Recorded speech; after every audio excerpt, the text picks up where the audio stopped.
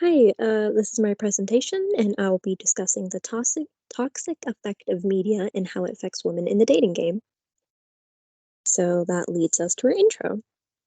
With more than 1,000 of movies, sitcom books, and other pieces of media displaying the ups and downs of relationships, we find ourselves wanting the happy ending we see on screens. And according to a study with the State of Michigan College, after interviewing more than 600 people, both being men and women, they have confessed that they see the views of love differently when seeing different pieces of media.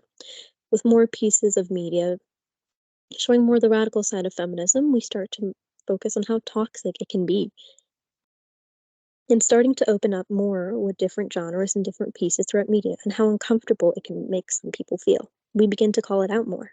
With media creating ideals and messages for people, and newer media going into detail about the ups and downs in a relationship and how a relationship, quote unquote, should be, it can really affect women in the dating game.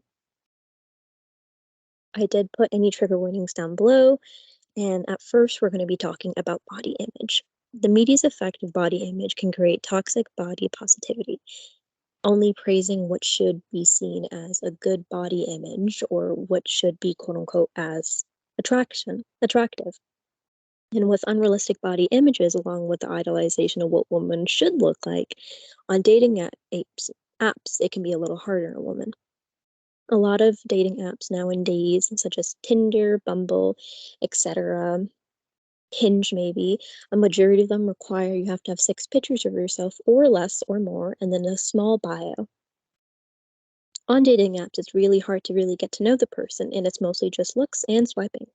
With numerous of new dating apps being used in today's age, more than 52% of women using the apps have confessed at only using and determining their own self-worth, both sexually and physical needs. Within that group, a increase of negative mood is seen once being rejected, feeling as if it was a no towards how they looked and not about the bio.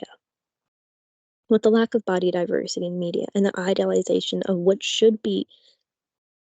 attraction should be to women has been ruined, with only women, quote unquote, attractive features being wanted, with 70% of women having a sense of body dissatisfaction after seeing an unrealistic views of women. Second, we're also going to be talking about the glorification of toxic relationships. In a lot of pieces of media, toxic relationships are seen to be the conflict of the piece. Compared to the past, we see newer pieces of media change. Majority of pieces around 2000s had a lot of girls stuck in love triangles, situation where the girl was stuck in a relationship. Movie like Twilight, where the girl has to pick between two guys, or even The Office, where Pam was stuck in the relationship with her fiance. And we could kind of see these situations as an exciting type of manner.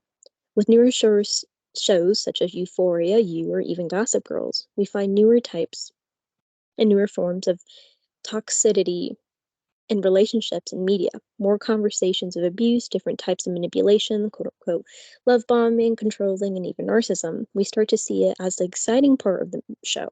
Growing numbers of situations like this are seen along with newer pieces of media following up, but with more than 96.5% of people seeing toxic relationships among media. So here are some great examples to go further on with that. So we have Euphoria, where we have Nate and Maddie at the top left corner. We have Vampire Diaries. We have a show that is mostly aimed towards girls who are like 12, 13. You, Scott Pilgrim, and I believe we have Riverdale in the right top corner.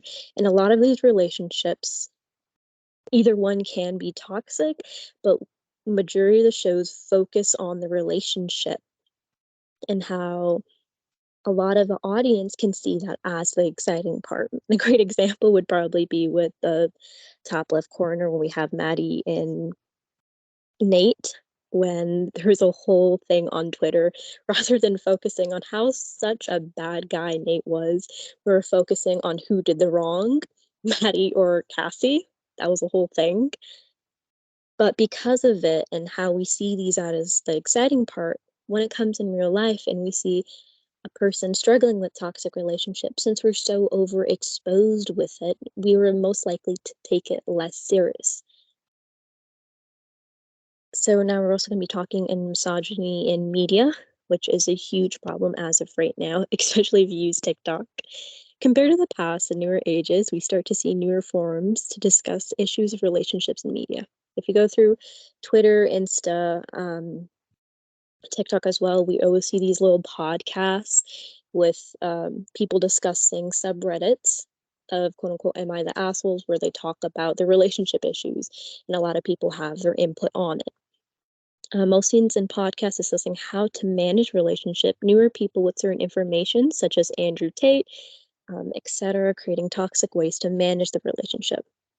So a lot of people, if you are watching these podcasts, have at one point come along Andrew Tate, and people like Andrew Tate, where they will talk about relationships and give advice, mostly towards the guys, that only creates more toxic situations, but is seen as a quote unquote better philosophy to have, where we have alpha males, guys should be ahead of the relationship, should not be seen as equals, and sharing the philosophy that women no longer care about the companionship and rather women will destroy a man's life and hold him back.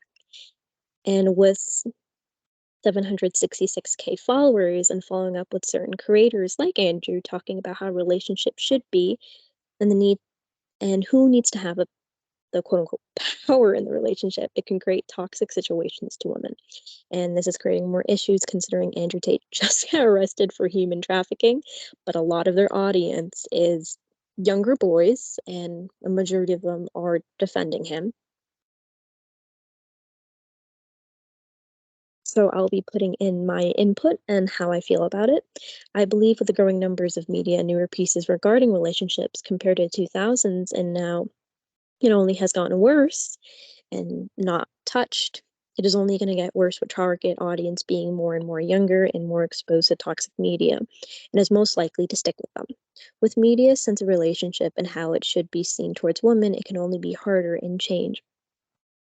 It will only create the norm of toxic relationships with how it is exposed, meaning it can be more excused and filtered out.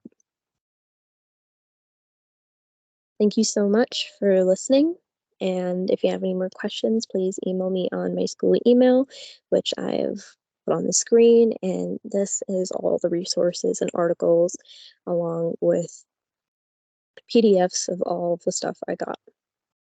Thank you.